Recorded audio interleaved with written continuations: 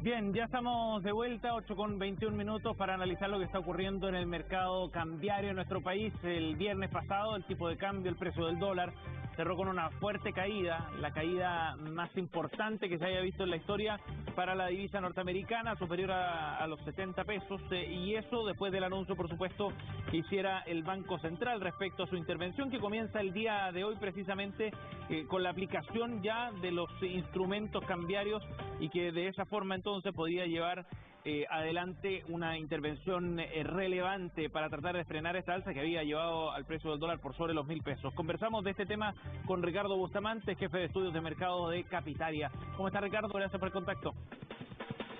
¿Cómo estás, Sebastián? Gracias por la invitación. Buenos días. Ricardo, bueno, hoy día comienza en la práctica la intervención. Lo que vimos el viernes fue recién el efecto de la intervención verbal, del anuncio. ¿Qué podemos esperar para esta primera semana, Ricardo?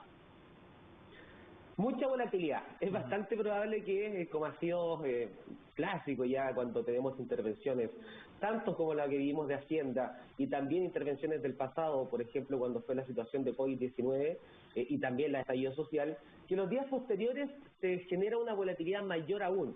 De hecho, ya veníamos con movimientos muy fuertes en el tipo de cambio a nivel local, pero esta volatilidad se debería mantener. ¿Qué implica esto? Que encontrar una dirección clara justo posterior a esta intervención va a ser un poco más complejo.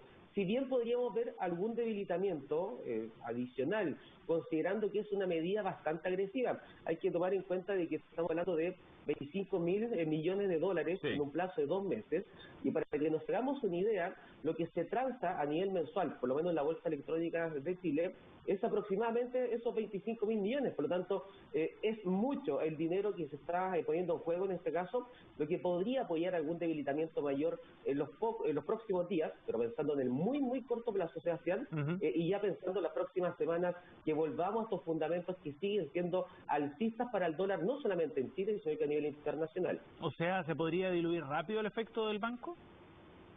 Se podría diluir rápido, pero no como el de Hacienda, porque ya comenzando por la base que es 5 veces mayor esta intervención que la de Hacienda, podría mantenerse en niveles más bajos y después comenzar un proceso de alza, pero más paulatino, no tan fuerte, no tan meteórico como fue precisamente el de posterior a la intervención de Hacienda, precisamente porque es mucha la cantidad de dólares que se va a comenzar a liberar al mercado, y eso va a estar apoyando que este exceso de demanda de dólares que existía en las últimas semanas cada vez menos y se equilibre mucho más con la oferta que vamos a estar viendo precisamente por esta liberación de dólares. Sí, Ricardo, entonces para ser bien claro, lo que el Banco Central está buscando acá es más estabilidad en las variaciones diarias, ¿no? Porque habíamos visto un alza que realmente era bien sorprendente en las últimas semanas.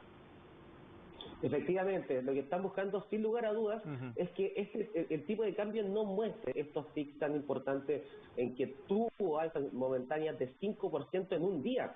Estamos hablando de un par de divisas que se mueven un 5%, es demasiado, eso es cuando viene alguna noticia extremadamente importante. Y hoy en día se estaba dando por cosas naturales del mercado y por una sobrereacción también de los inversionistas. Hay que considerar de que hay movimientos que también están sobreexagerados.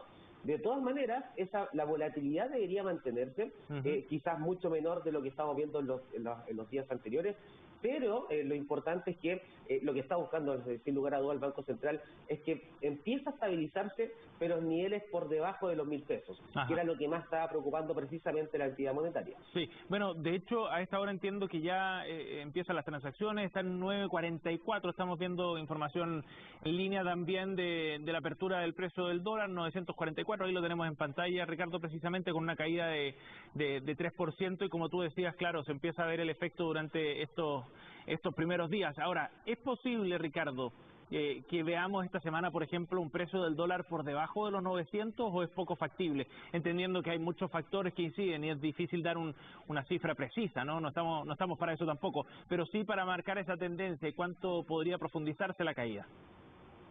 Sí, es muy buena pregunta, Sebastián. Lo que hemos visto, por lo menos en los últimos informes de Capitaria, es que cuando viene este tipo de intervención tan importante, se puede generar una volatilidad que podría llevarlo precisamente a estos 900 pesos.